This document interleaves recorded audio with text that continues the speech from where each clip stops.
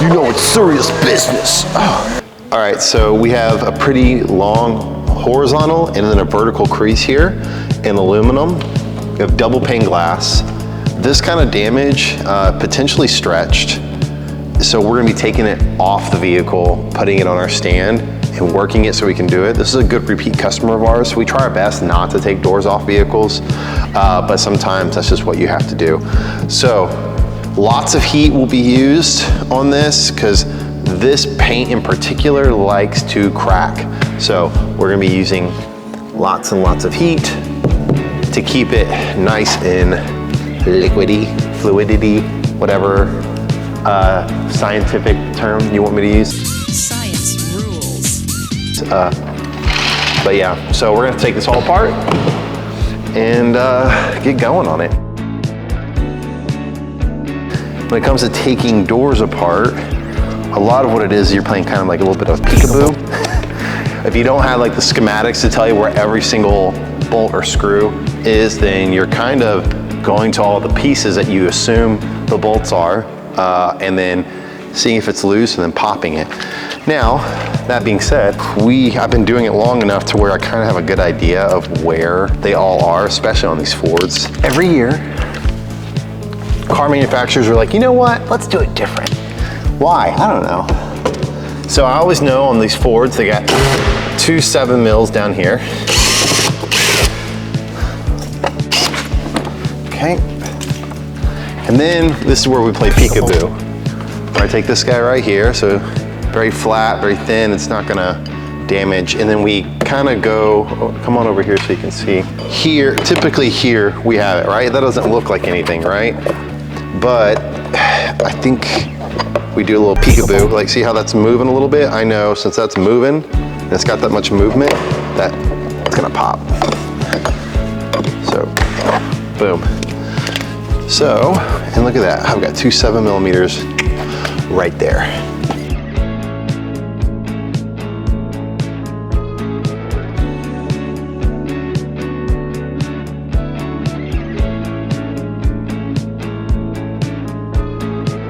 One hour later.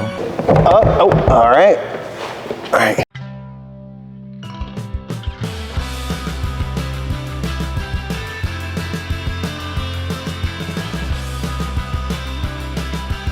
Finally have it set up. Got it gutted. Got heat on it. So here's my leverage setup right now. This sharp, this old Dent gear, double or triple bend, 1, 2, triple bend sandbag to kind of fill that and give something.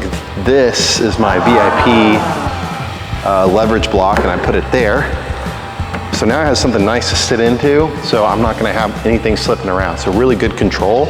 I've got great just direct access to this. And this kind of gets in the way, so I kind of have to like stoop my body over it, but it shouldn't be a problem. So I'm just gonna go to town on this, you know, start pushing.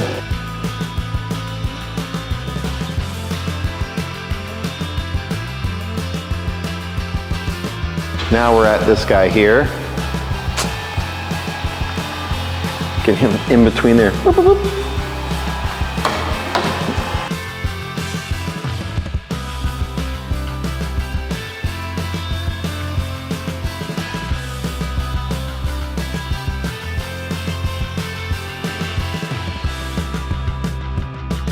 Two hours later.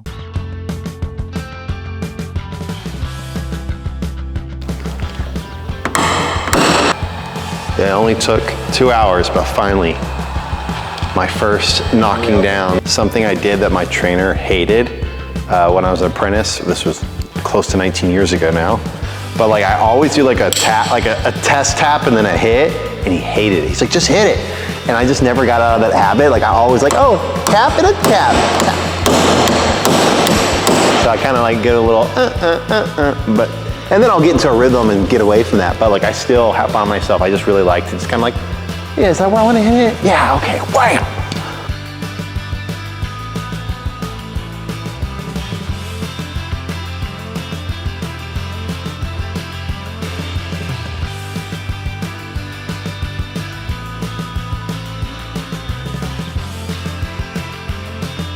Update. All right, we are getting it shrunk up.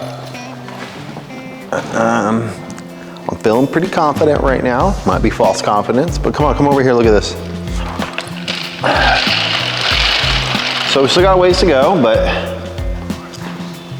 you know, I'm getting, let's see, go ahead. Yeah, so see, we got a lot of cleanup to do, but we're getting there. You use the shrink machine yet? I have not used the shrink machine yet. I'm trying to keep ourselves from having to use the shrink machine. I would prefer not to use a shrink machine, but honestly, if I got the shrink machine out and used it, I'd probably make my life a lot easier, but it's just kind of like a challenge. It's like, can I do this without the Shrinky Boy machine?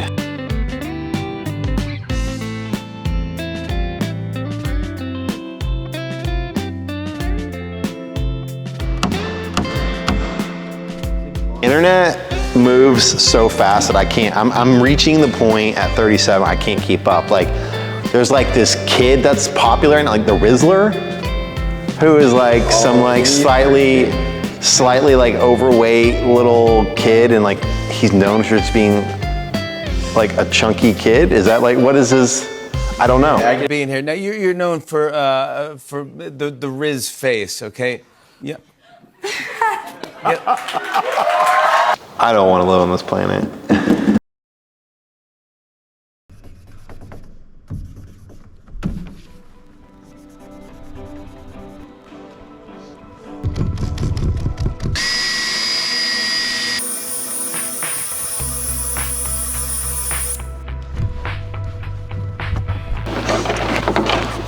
All right, let's, all right, come here.